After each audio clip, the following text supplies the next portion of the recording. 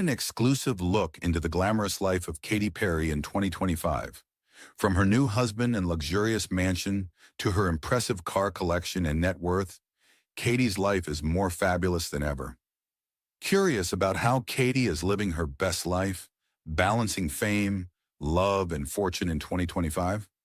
We dive deep into her personal life, from her marriage to the exciting details of her multi-million-dollar mansion and expensive cars. Plus, we reveal her jaw-dropping net worth and how she's built her empire.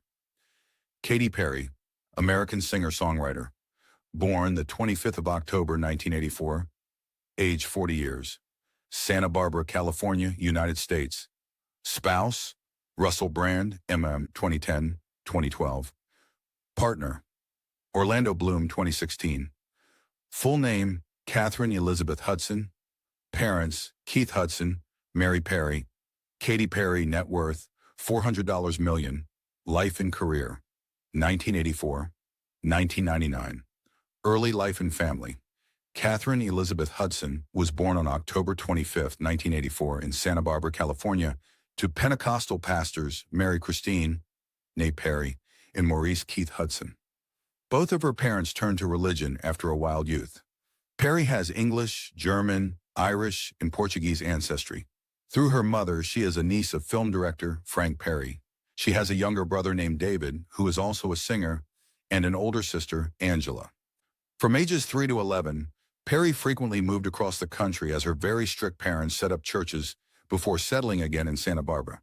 Growing up, she attended religious schools and camps, including Paradise Valley Christian School in Arizona and Santa Barbara Christian School in California during her elementary years. The family struggled financially, sometimes using food stamps and eating food from the food bank, which also fed the congregation at her parents' church.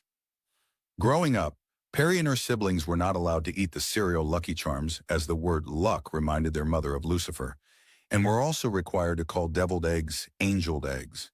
Perry primarily listened to gospel music, as secular music was generally discouraged in the family's home. She discovered popular music through CD she smuggled home from her friends.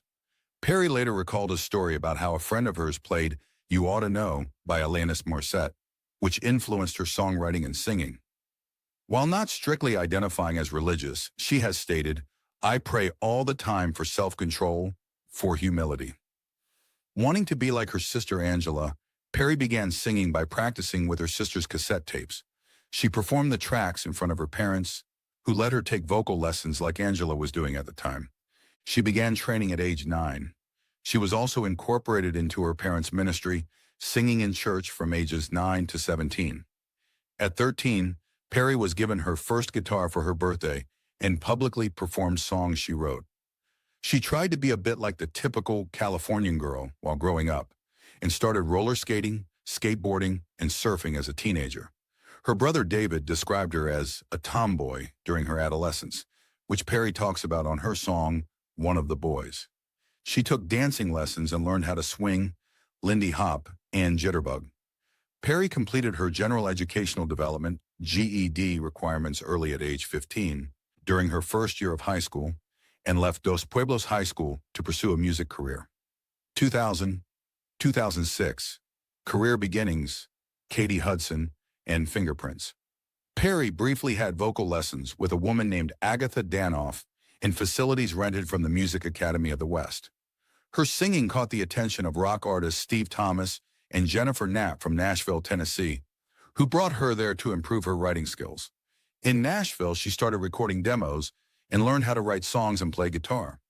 Perry signed with Red Hill Records and recorded her debut album, a contemporary Christian record titled Katy Hudson, which was released on March 6, 2001. She also joined Earthsuit and V** that year to perform as part of Phil Joel's Strangely Normal tour and embarked on other performances of her own in the United States. Katy Hudson received mixed reviews from critics and was commercially unsuccessful, selling an estimated 200 copies before the label ceased operations in December.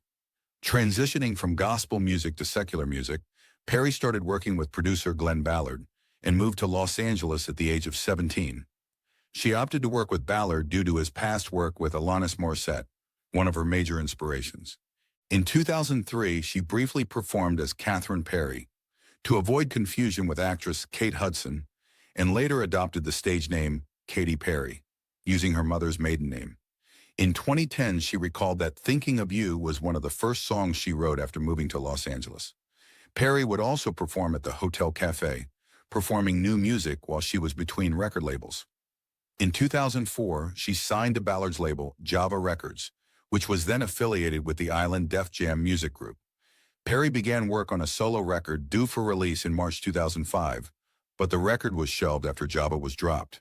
Ballard then introduced her to Tim Devine, an AANDR executive at Columbia Records, and she was signed as a solo artist.